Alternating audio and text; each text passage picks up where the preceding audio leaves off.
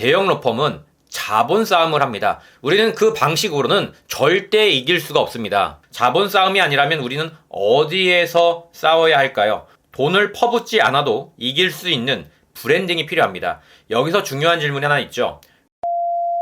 이 질문에 대한 답을 만들어야 합니다. 반갑습니다. 변호사, 변리사, 회계사, 세무사, 노무사, 행정사, 손해사정사의 자존을 돕는 컨설팅 그룹 퀀텀 스텝스의 공동대표 스몰자이언츠입니다. 요즘 법률 시장에서 가장 많이 들리는 소리가 무엇일까요?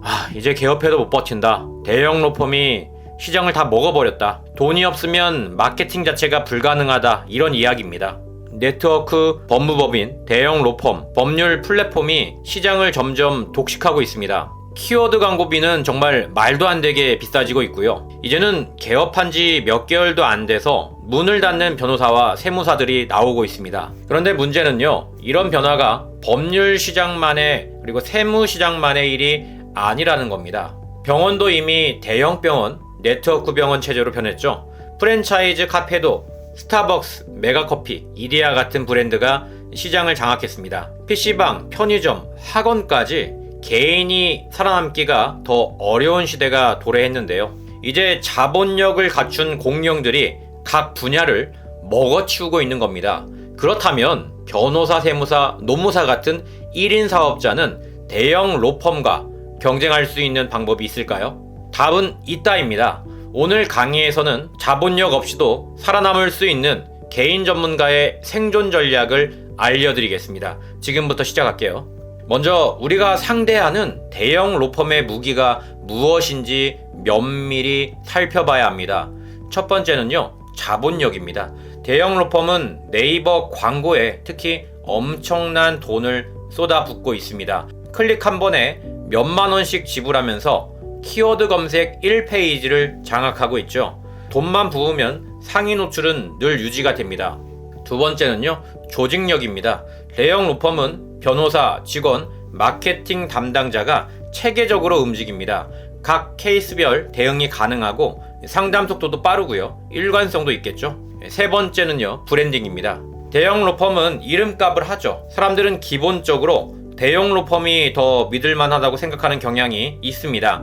광고로 키운 것이든 전관 예우든 법인 네트워크든 신뢰를 선점한 효과가 있죠. 자, 그렇다면 우리는 어떻게 대응을 해야 할까요? 지금부터 본격적인 생존 전략을 설명해 드리겠습니다. 먼저는요, 대형 로펌의 방식을 따라하지 마라입니다. 무슨 말이냐고요? 다시 한번 얘기합니다. 대형 로펌의 방식을 따라하지 마라. 지금 제가 대형 로펌과 경쟁하는 4가지 전략을 말씀을 드릴 텐데 그 중에 가장 핵심 전략입니다. 다시 한번요, 대형 로펌의 방식을 따라하지 말라는 겁니다. 이게 무슨 소리냐고요? 가장 많이 하는 실패 사례가 있는데요. 저 사람들도 블로그를 하니까 나도 블로그를 해야겠다. 네트워크 법무법인도 광고를 엄청 많이 하니까 나도 광고를 많이 해야겠다. 이런 접근이 완전히 틀린 이유는 간단하죠. 대형 로펌의 방식은 그들만이 가능하기 때문입니다. 그들과 똑같이 싸우면 이길 가능성이 없습니다. 대형 로펌은 자본 싸움을 합니다. 우리는 그 방식으로는 절대 이길 수가 없습니다. 따라서 우리는 대형 로펌이 할 수 없는 방식으로 싸워야 합니다. 이게 바로 대체 불가능성 전략입니다. 두 번째는요, 대체 불가능한 브랜드를 만들어라입니다. 자본 싸움이 아니라면 우리는 어디에서 싸워야 할까요? 돈을 퍼붓지 않아도 이길 수 있는 브랜딩이 필요합니다. 여기서 중요한 질문이 하나 있죠. 왜 하필 나를 선택해야 하는가? 이 질문에 대한 답을 만들어야 합니다. 즉, 나만이 할 수 있는 전문성과 철학을 고객에게 전달해야 합니다. 여기서 중요한 거는 전달입니다. 전달이 되지 않으면 안 돼요. 이런 브랜드가 만들어지면 사람들은 광고보다 진짜 전문가를 찾게 되겠죠. 전략 세 번째는 복리의 법칙을 활용하라는 겁니다. 네트워크 법무법인은 빠르게 고객을 모으지만 우리는 천천히 강한 콘텐츠로 고객을 확보해야 합니다. 이게 바로 복리 효과인데요. 블로그글 하나를 작성하면 고객이 그것을 보고 신뢰가 쌓이고요. 유튜브 영상 하나를 올리면 고객이 그것을 보고 신뢰를 얻습니다. 고객 후기를 남기면 당연하지만 그것을 본 사람들이 신뢰를 가지게 되죠. 문제는 이러한 복리의 효과를 누리기 위해서는 상당한 시간이 필요하다는 겁니다. 네트워크 법무법인은 사실 이런 게 필요가 없습니다. 그냥 때리면 1순위로 올라가기 때문에 그들에게는 복리의 효과가 필요가 없는 거죠. 하지만 우리는 차별화된 콘텐츠로 복리의 효과를 천천히 쌓아가야 합니다. 그 방법 외에는 네트워크 법무법인과 싸워 이길 수 있는 방법이 없다고 보시면 됩니다. 특히 대형 로펌은 광고를 끊는 순간 무너져 버립니다. 이 말은 무엇이냐면 더 큰 로펌이 생겨서 더 큰 자본력을 가지고 광고 집행을 하게 된다면 기존의 네트워크 법인은 망할 수도 있다는 거죠. 그러나 우리는 광고 기반이 아닙니다. 우리는 콘텐츠 기반이고 콘텐츠를 천천히 쌓아가는 이상 망할 이유가 없는 거죠.